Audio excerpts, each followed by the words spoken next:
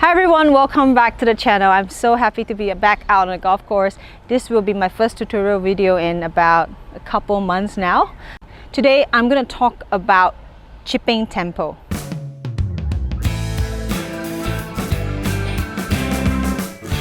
A lot of us, like amateur golfers or beginner golfers, sometimes they don't really understand how fast they should chip. Okay, what's the tempo? Let's say if I'm hitting a 7-iron, okay, we go full blast, full speed, and sometimes when they think that even though they're holding a wedge, even though it's a shorter backswing, but they will try to swing it at the same speed like the 7-iron. But actually the chipping speed for the wedges, like the tempo and the rhythm, is a lot slower compared to your full swing, okay? So a lot of people neglect the importance of chipping tempo and we focus too much on technique. If you have a good chipping tempo, you will have a more consistent impact. You'll be able to hit the ball more in the center of the face. You will not rotate too much of the club face because we do not want the toe to be going first, or we do not want the heel to be going first. We want to try to make sure we keep the club as stable as possible, the shaft, the face as stable as possible throughout the whole chip. And of course, you will look a lot better with a good tempo. You will look really smooth, really good, just like on TV. You won't look jabby or jerky. And of course, a lot more repeatable. With a good tempo, then we can talk about distance control. With a good tempo, it will be easier to control the distance because when you have a good tempo, you just have to control the distance with the length of the swing. I always like to use the length of the swing and just have the same rhythm and same tempo all the time. I have a lot of my students asking me, or some golfers do come over and ask me, why am I hitting it solid, but I just can't control my distance? I would say it's a tempo issue. If you have a good tempo, if you work on it, you'll be able to hit it smoother and control the distance better. Just gotta make sure you watch the ball, how it reacts every single time. With a good tempo, then you will be able to chip it better and control the distance better. So why golfers lose their tempo? Okay, there's a few reasons. Number one, we tend to take too short of the backswing and then rush it through. Okay, too short of a backswing and then rush it through. Or we take it really slow and also rush it through. And there's another thing that we like to use our hands. A lot of golfers think that when they're closer to the green, they won't move their body, they just use their hands, okay? So one day the hands move a little faster, one day the hands move a little slower. So that's a few reasons. And one more is we always love to be in control, right? So we are trying to control the club too much instead of letting the club do its job, all right? So that's the few reasons why we lose our tempo while chipping. There's a few things that I think will be able to help you to have a better tempo while chipping. Number one, in order to have a repeatable tempo, we got to make sure the chip is controlled through the rotation of our chest, a slight pivot in our hip, and got to make sure our arms are connected to our body. So sometimes it's hard to feel how we want to try to stay connected. People think that, yeah, it feels connected, but what I have this thing,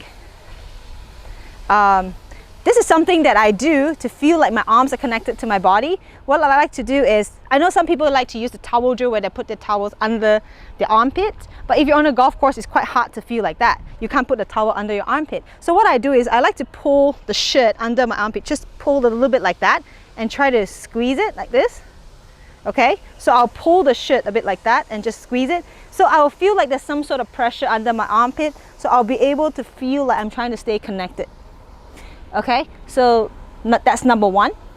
Number two is something really important, grip pressure. All right, sometimes we grip it too tight, sometimes we grip it too soft. Okay, how do we know that we have a good grip pressure? It's when we hold the club firm enough to feel the club head moving through.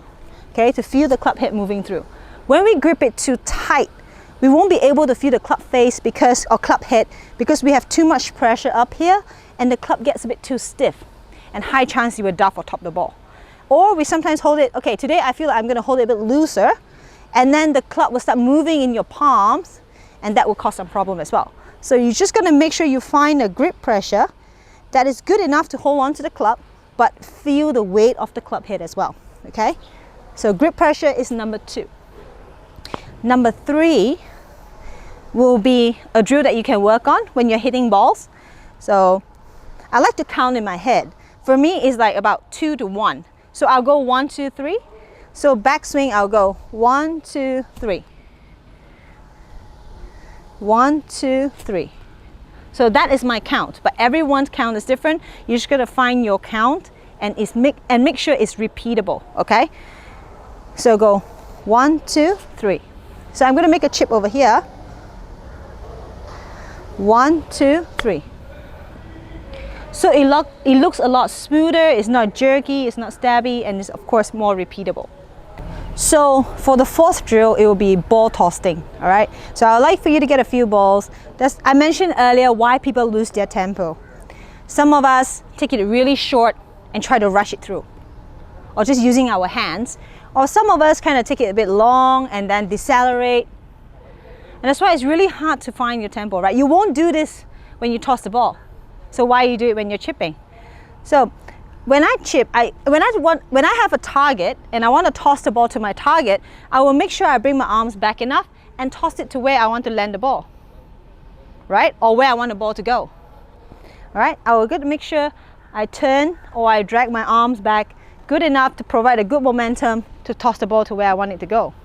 Okay, so this will be one of a really good drill. Just maybe you get a few balls to try to toss to the target or where you want the ball to land to work on your tempo. So that will be the few drills that I think will help you have a better tempo for chipping.